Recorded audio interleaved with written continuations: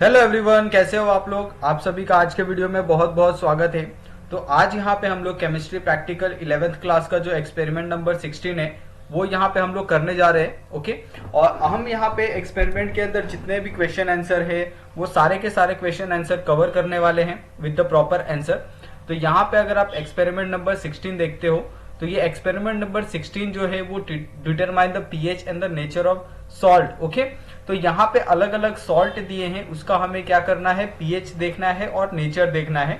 और साथ में यहाँ पे अगर आप चेक करोगे तो एम, एपेरेटस, केमिकल और थियोरी, ये सारी चीजें आपके लिए इंपॉर्टेंट होती है, क्योंकि अगर आपको एज अ प्रैक्टिकल एग्जाम अगर हम कहें तो प्रैक्टिकल एग्जाम के अंदर आपको एम, एपेरेटस, केमिकल और थियोरी लिखने के लिए कहा जाता है। ओके, तो आप इसके लिए पहले से प्रिपेयर रहो।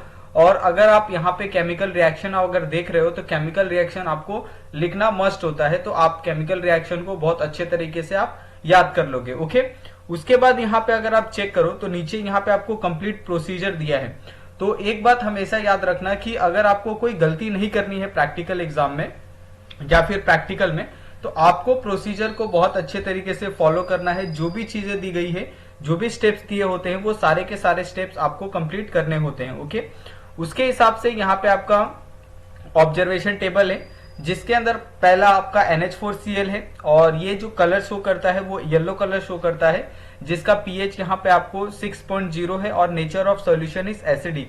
Second is Na2CO3 blue green और उसका कलर शो करता है और इसका पीएच है 9.5 बेसिक। ओके, CH3COONA और इसका जो कलर है वो है डर्ट ग्रीन और इसका पीएच क्या है 8.5 और ये नेचर ऑफ सॉल्यूशन क्या है, बेसिक है। ओके, उसके बाद NaCl यहाँ पे फेंट ग्रीन कलर का होता है, जिसका पीएच होता है 7 और ये एक न्यूट्रल कंपाउंड है। उसी तरह से अगर अननोन लेते हैं तो अननोन में भी हम लोग फेंट ग्रीन लेंगे और उसका पीएच क्या होगा, 7 होगा और उसमें भी हम लोग न्यूट्रल कंपाउंड लिख रहे हैं। ओके, और अननोन में आपके हिसाब से आपके टीचर्स आपको कोई भी कंपाउंड दे सकते हैं, तो यहाँ पे आपको गलती नहीं करनी है। आपको जो कंपाउंड दिया जा रहा है उसका आप क्या कलर देखिए, उसका पीएच देखिए। ओके, और उसके हिसाब से आप क्या करिए, आप नेचर उसका लिखिए। ओके, उसके बाद यहाँ पे अगर आप चेक करो तो यहाँ पे हमें सेलेक्ट और underline the most appropriate answer from the given alternative of the each सब क्वेश्चन। ओके,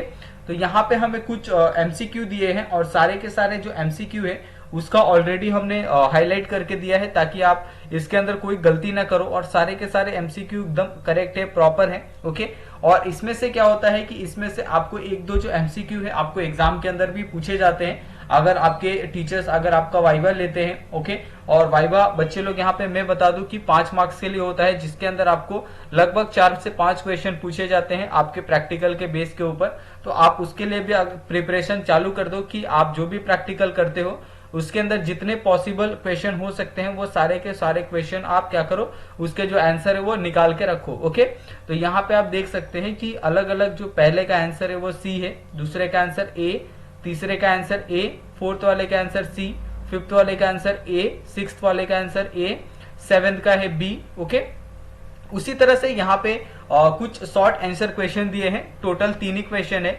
जिसमें आपको chemical reaction of the hydrolysis of salt of the weak acid and the strong base.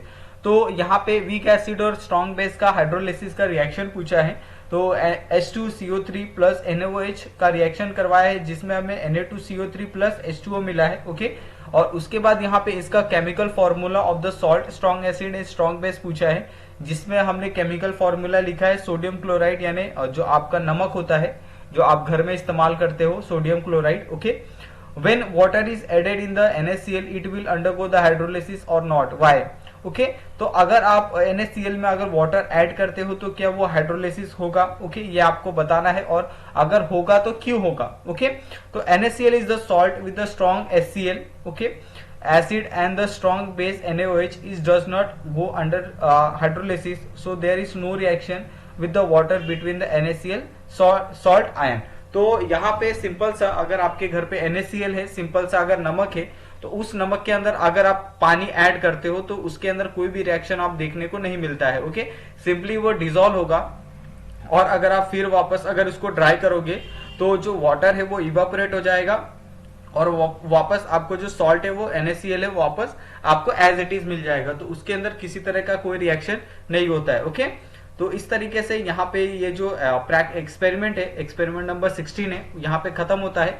अगर आपको इसके अंदर कोई डाउट होगा तो प्लीज आस्क मी, आप कमेंट कर सकते हो, या फिर जो हमारा टेलीग्राम ग्रुप है वो आप ज्वाइन कर सकते हो और वहां पे आपके जो भी क्वेश्चन है वो आप पूछ सकते हो। ओके, और प्लीज हमारे चैनल को सब्सक्राइब कर लो और वीडियो को लाइक कर लो। थैंक यू सो मच, मिलते हैं हम लोग नेक्स्ट वीडियो में।